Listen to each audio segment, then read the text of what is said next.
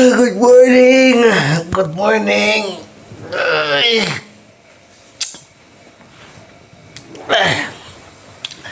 Grabe. Ay. Natin bumangon. Sampay natin yung mga labahan ko, mga boss. Nilaban ko kahapon. Wala na namang kuryente kasi umilaw to. Malamang nagsabay-sabay na naman yung mga nakatira dito na magluto. Wala na kuryente. Run out. Lagi yan namamatay pag ganyan. Pag nakailaw.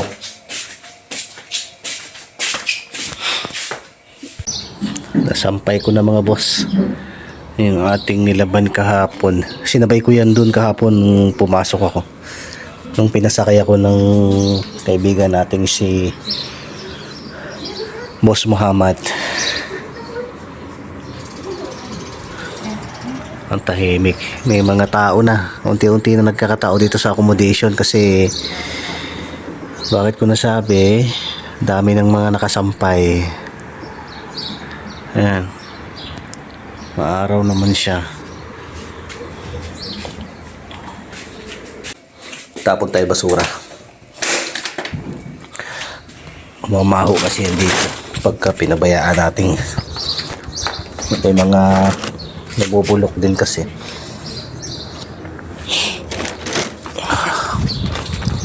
Tapon muna tayo.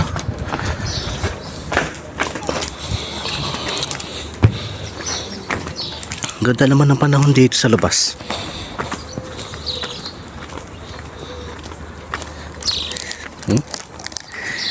Masinag ang araw.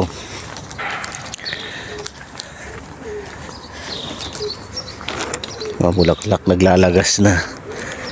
Sinyalis kaya yan na summer na. Kaya ganyan.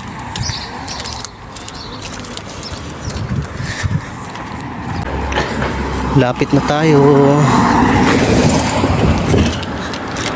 Tapon-tapon ang basura. Nadaksi.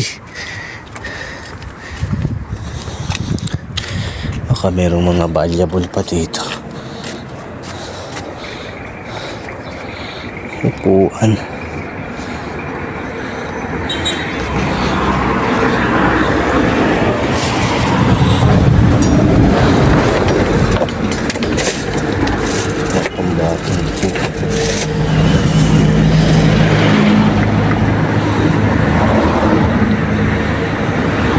Pwede pa itong mga boss.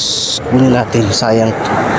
Nagagamit pa natin to pagka upuan sa sa shower pag maglalaba. Ganda pa oh. Ayos pa naman. Tak lang yung isa. Itong isa ito. Tapon na natin kasi crack to. Hindi ko napansin. Pero yung isa pwede pa.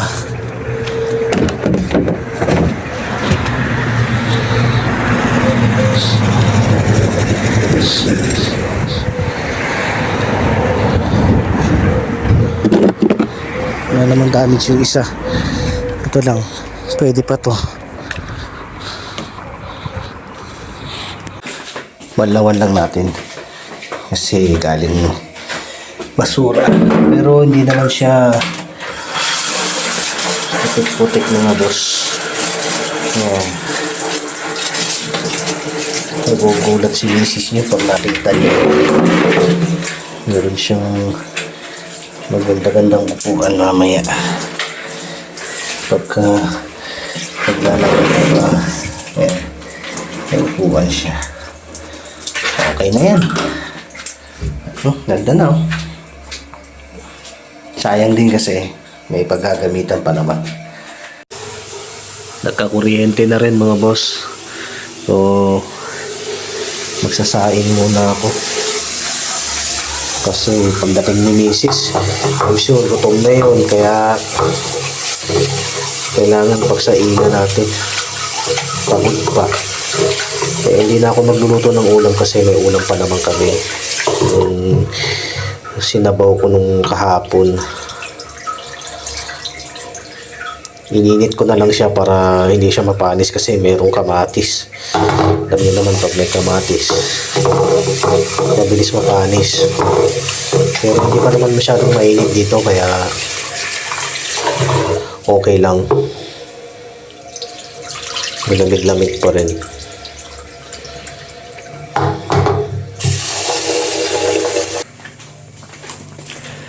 Ngayon, ininit ko lang tong niluto ko kahapon.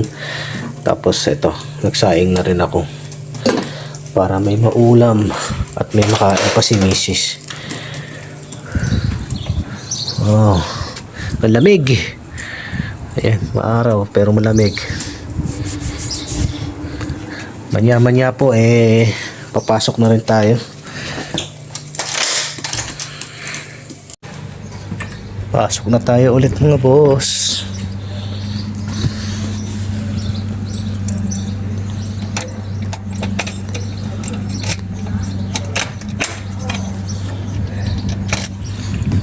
Yan. Nailak na natin. So hindi na tayo kumakatok pagka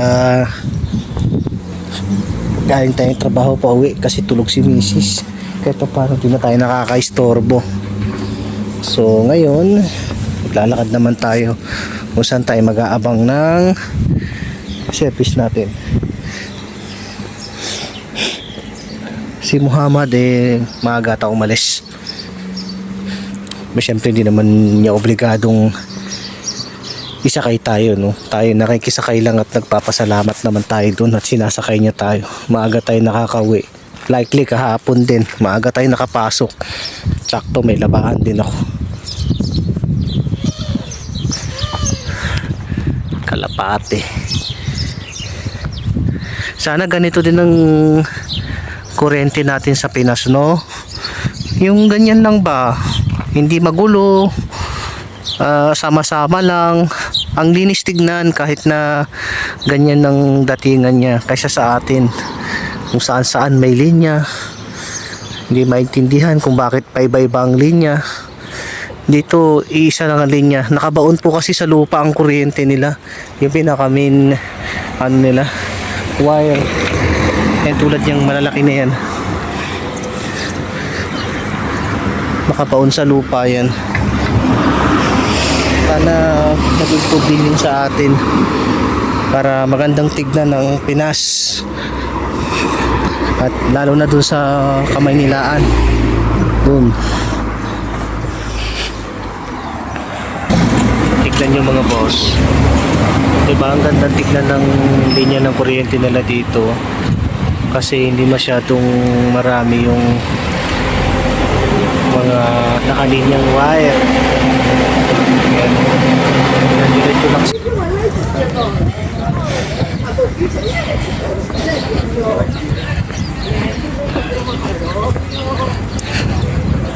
Andito na kami mga boss. Naglalakad na kami pababa. Ganda ng panahon niya. Napakaganda ng hotel. Wala akong masabi. Napaka-sosyalin. Mapapasana all ka na lang talaga pagka nagpunta ka dito. At napakaganda.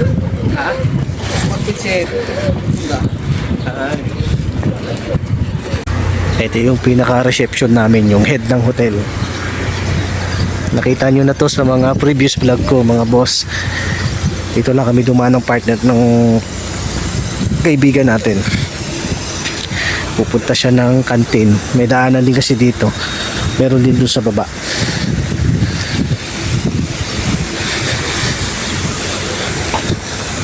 Sana masarap ang pagkain ngayon. Kain tayo. Pagkain namin. Ayan. Tapos nandun yung iba. Mamaya ako nagukuha si misis. Kasi po gusto yung pagkain. Tapos na tayo kumain.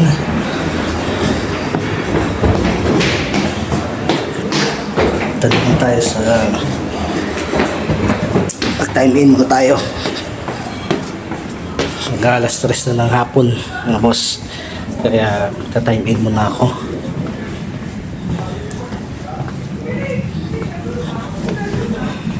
Bawal kasi maliit dito mga boss. Kailangan maka-time in ka. Then marami rin nagta-time in dito pag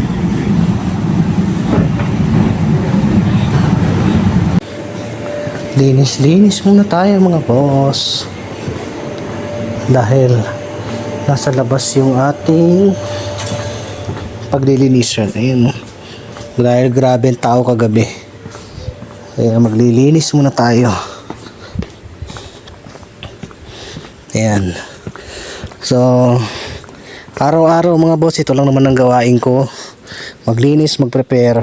So, hindi ko na po ipapakita sa inyo, no? Dahil nakita nyo na naman din po. Mga boss, papakilala ko sa inyo yung kabayan natin na sushi chef dito sa hotel na pinapasukan namin. Ito yung mga ginagawa niya. Ayan, yung area niya to. Siya lang halos gumagawa ng mga order ng mga guests dito maglabas. Makilala ko sa inyo si Kuya Roberto.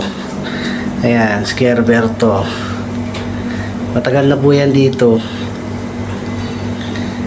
Siya lang po mag-isa dito sa area na to, gumagawa. Ayan, kita nyo naman. SOP na SOP po yung gumawa. Taga saan ka, Kuya Roberto? Taga Batangas. Yan, taga Batangas si Kuya Roberto. Ando din yung family mo, Kuya Roberto. Nasa Athens. Ito yung asawa ko. Yung asawa niya nandito rin po sa Greece. Nasa Athens. Sa Pilipinas. Oo, yun.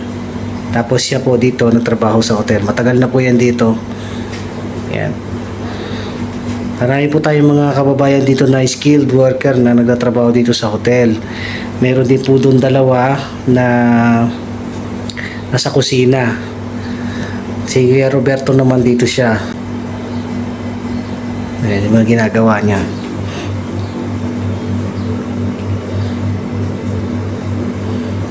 Mamaya silipin po natin yung finished product ng gawa ni Kuya Roberto. Ayan, maraming salamat. Ito na mga boss. Wasabi niya, wasabi flavor. Itong nilagyan na ni Kuya Roberto Orange. ng mga egg fish. Citrus Ayan. flavor. May mga flavoring yan mga Ito, boss. flavor, citrus flavor. Ito, orange. Yung wasabi flavor yun. Ayan, citrus. Sesame Tsaka, seeds. tsaka wasabi. Ito, sesame Ayan. seeds ang nasa ibabaw. Ito, mga sesame seeds naman yan. Iba't ibang klase po yan. Depende sa gusto ninyo. May tempura pa yan, kuya, di ba? No? Yun, yung ano dahil. Okay, yan. Yun. Tatatlo lang spray ng ano namin. Ganyan niya po ginagawa yan. Ngayon, meron kasi Ayan. sa labas, maraming kulay. May itim, merong pula, nilalagay nila dyan na tubig ko. Pero dito, paniba sa all-inclusive naman, libre lahat. Kaya yun lang binibigay sa akin tubig ko. Papalamanan pa yan ni Kuya Roberto mga boss mamaya. Balikan na lang natin siya mamaya. Ito naman yung mga prepare kong mga sauce mga boss. Ayan. Sweet chili sauce. Saka itong isa soy sauce.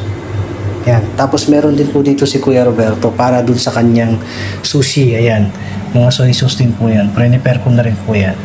Yung mga prepare ko na pang hot chili sauce para po dito sa crackers yan. Yan, para po dito. Yan.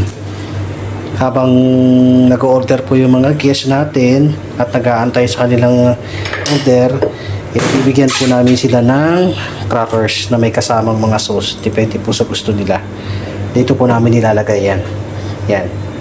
Depende sa kung ilang piraso sila. Pagka 4 pataas, mga 2 bowl lang ilalagay namin na crackers. Pagka 3 pababa lang naman, 1 lang.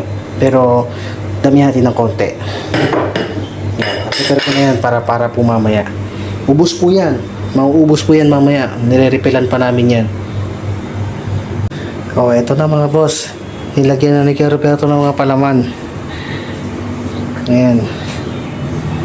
May cucumber, may shrimp, mayonnaise. Crab steak, Oh, cheese, may cheese, cream cheese. cream cheese. Ayan. Salmon. Tapos, ito yung shrimp niya. Ayan, ito yung mga shrimp niya. Tapos, irorolyo na po niya yun isa-isa. Hindi ka pa nakuha doon. Ayan.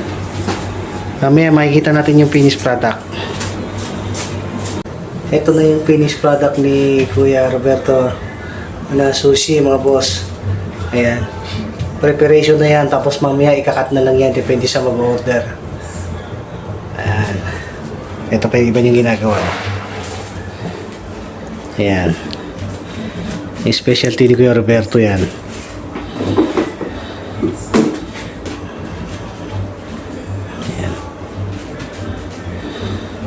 Magandang gabi mga boss. At tapos na po yung aming trabaho ngayong araw araw na to. Tapos na po namin, nilinis na po namin lahat yung mga lamesa. Tinanggal lang namin yung mga